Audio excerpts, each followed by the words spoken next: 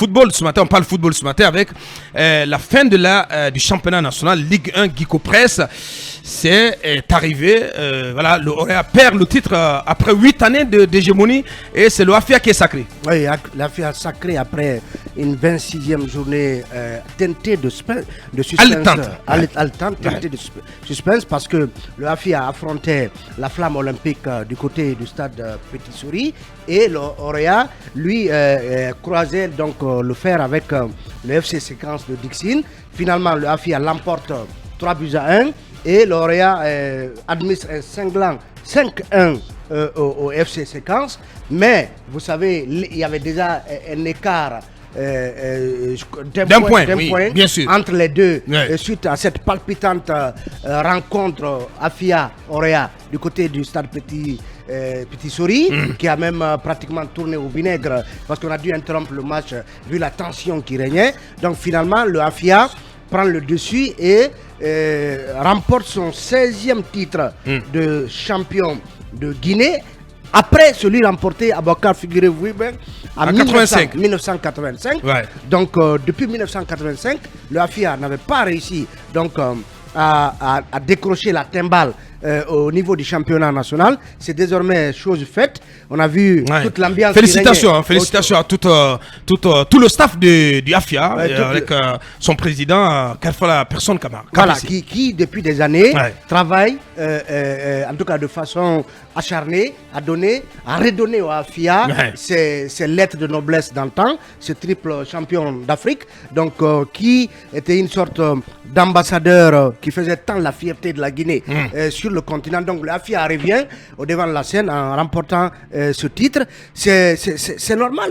Vous avez vu un peu ce qu'on a vécu du côté de la France quand le PSG a enchaîné les titres et puis Lille est venu casser la dynamique. La dynamique. Quelques années avant, il y a eu aussi le cas de Lille, plutôt j'allais dire de Lyon. Donc c'est normal à Bakar qu'il y ait justement cette concurrence, qui est cette émulation dans ce championnat, parce que le championnat guinéen fait partie comme des meilleurs championnats. Il faut dire que c'est un championnat, en tout cas pour la QV 2023, qui a été âprement disputé, avec le mano à mano qu'on a suivi tout le long du championnat jusqu'au bout, entre ces deux grands clubs. Absolument. Et donc, après cette dernière journée, donc, on connaît désormais les représentants de la Guinée sur le continent. Le AFIA et l'Orea donc vont représenter la Guinée en Ligue des champions de la CAF, tandis que le Milo FC de votre cancan et Sor Academy sont qualifiés en Coupe de la CAF. On est encore africain. Par contre, le célèbre Fellow Star et le Satellite FC sont relégués en Ligue 2. Donc c'est un peu malheureusement pour l'AB. Pour l'AB, mais aussi c'est le plongeon total. Oui, mais pour le Fellow Star. Mais parfois il faut passer par là. On a vu du côté par exemple de l'Italie, la Juventus a été reléguée à un moment et puis ils sont revenus. Donc c'est dire aujourd'hui toute la qualité et justement l'enthousiasme et l'engouement qu'il y a autour du championnat guinéen. Tout ce qu'il faut souhaiter, c'est que nos représentants sur le continent fassent bonne figure et essayer vraiment d'honorer le football guinéen à travers leur participation aux différentes compétitions continentales. C'est là où on les attend, Lincoln. C'est une chose que d'être performant au plan local, mais l'enjeu, le défi reste d'aller à la conquête de l'Afrique. C'est très important. Oui, c'est ce que le Orea a réussi. C'est là où on attend le AFIA, le nouveau champion de Guinée. Bien sûr, c'est le défi que le Orea a relevé à un certain moment donné, et jusqu'à ce que, en tout cas, la Guinée puisse avoir plus de quotas. Aujourd'hui, la Guinée est conquise par le AFIA qui est de retour, et nous espérons que ces performances-là vont aller crescendo pour pouvoir, en tout cas, assurer le football impacter l'Afrique sur le plan international. Et mieux que ça, il faut faire du bon recrutement, du bon management. Il faut viser loin, puisqu'aujourd'hui, on a besoin de tout cela.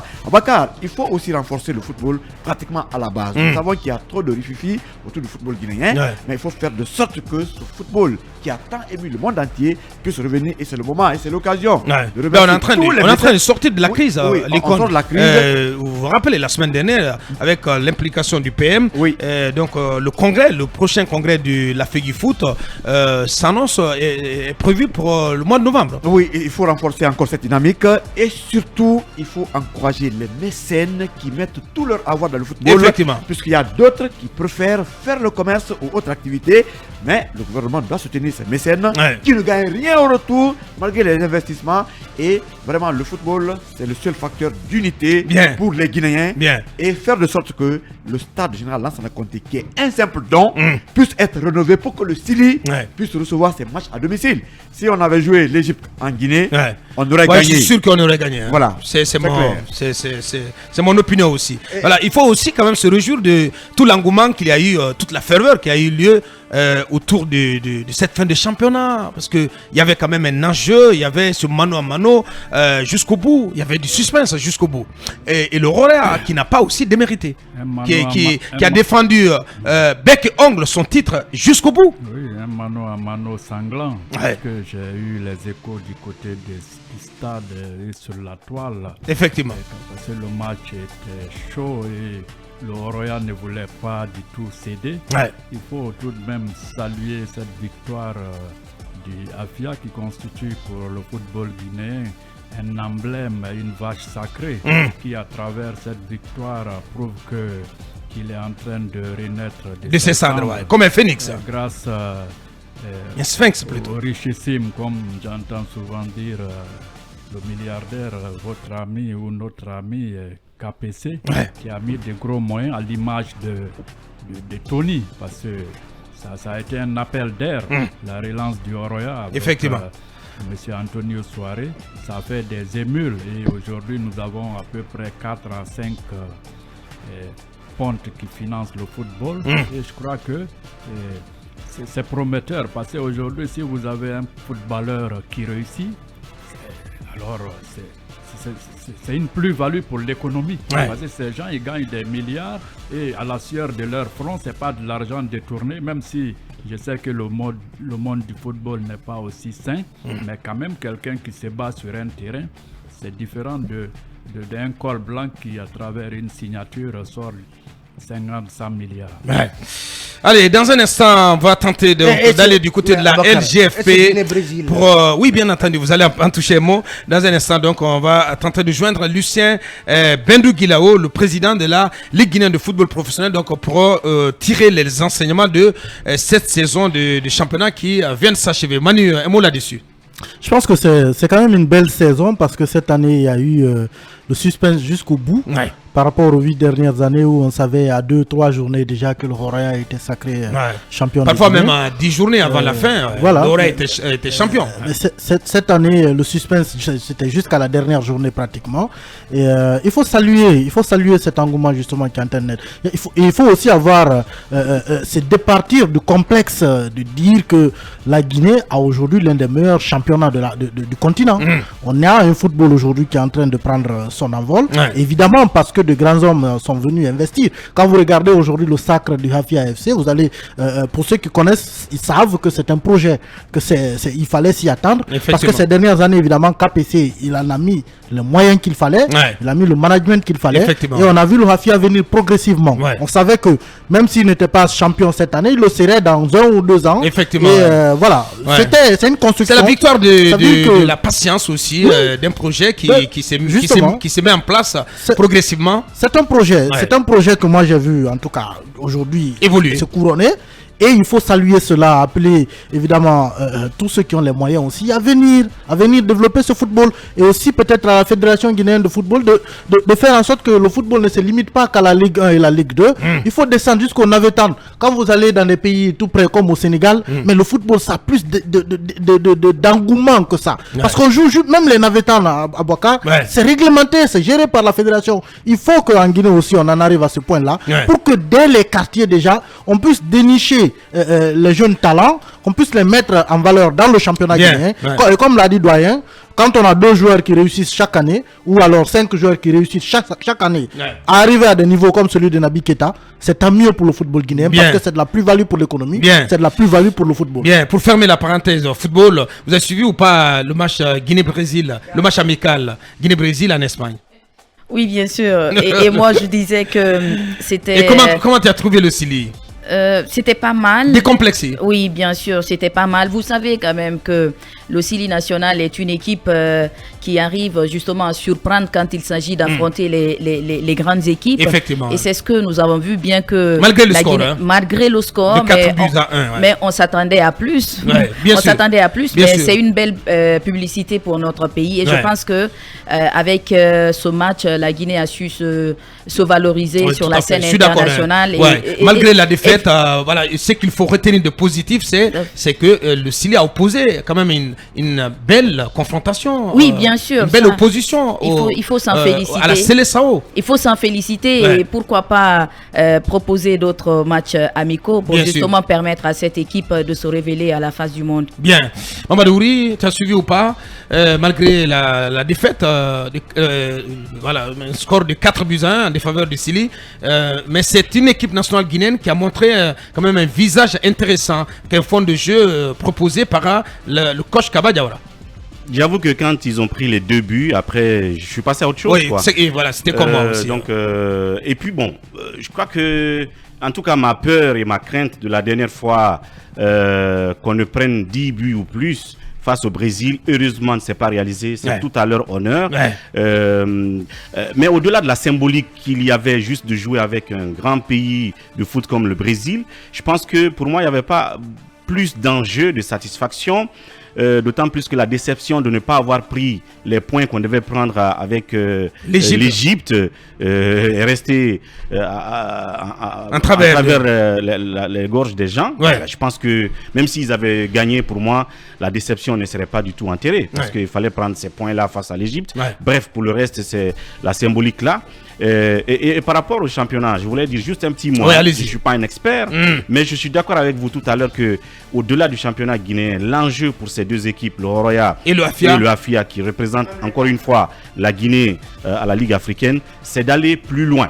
Il faut viser tout au moins la finale pour l'une ou l'autre des équipes. Tout au moins, tout au plus alors. Je dis tout au moins. Je dis tout au moins parce que ça doit être véritablement leur objectif. Pas s'arrêter en demi-finale, mais aller en finale. À défaut de prendre la coupe. C'est là où je te comprends. Que l'une ou l'autre des équipes aille jusqu'en finale de la Coupe africaine de Ligue africaine. Ça, pourquoi pas voilà, le quadruplé pour le Horoya après le triplé de 77. Oui, pourquoi pas. Oui, il faut rêver. Oui, pourquoi pas.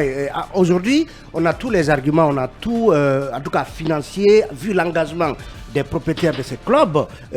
Et vous voyez ce Milo FC de Cancan qui, depuis 2-3 saisons quand même, tient la dragée haute aux grands clubs traditionnellement connus. Et ils se sont pas arrêtés jusqu'en Ligue africaine. C'est une performance extraordinaire. Qu'il faut saluer. Absolument. Soit dit en passant, il faut saluer son président Sorel. Oui, mais son coach surtout, avocat. Bien sûr, oui. Il y a quelqu'un qui pour une équipe qui sort de la Ligue 2, elle tombe en Ligue 1 et elle se retrouve en Ligue africaine. Mais maintenant, la question, maintenant, la question, c'est comment payer sur le Brésil. Sur le Brésil, moi, je pense que le Sili n'a pas été ridicule. Parce que moi, personnellement, je m'attendais à un cinglant 8 quelque chose. Mais j'ai vu un Sili vraiment engagé qui a joué sans complexe, qui a développé son football, qui a attaqué, qui justement a donné du fil à retordre aux Brésiliens pendant au moins la demi-heure, les 30 premières minutes. Donc, et vous savez souvent le Sili, c'est un peu son péché mignon, c'est que il se relâche dès que voilà, il tient une bonne trentaine de minutes après, ça lui passe justement, on va dire entre les jambes. Donc aujourd'hui, moi je pense que moi je pense que si je peux te dévancer, moi je pense qu'il faut laisser Kaba Diawara construire, aller progressivement. Oui, Sénégal, moi je vois des Guinéens. Moi, je vois des Guinéens. J'ai discuté avec des journalistes sportifs, notamment Idriss Somparé, le patron du desk sport des films, Monument Cissé aussi. Mais j'hallucinais quand les deux me disent que Kaba, c'est l'entraîneur le plus nul au monde, mais c'est extraordinaire. Vous avez vu le fond de jeu que ce monsieur commence à donner. Il faut de la patience. Moi, pour ma part, c'est pas les statistiques. C'est pas dire Kaba, c'est 11 ou j'ai plus les statistiques en tête. C'est même 20 matchs, si tu veux, ou 50 matchs, 5 victoires ou 45 défaites. C'est pas ce qui m'intéresse. C'est ce qui est en train d'être construit.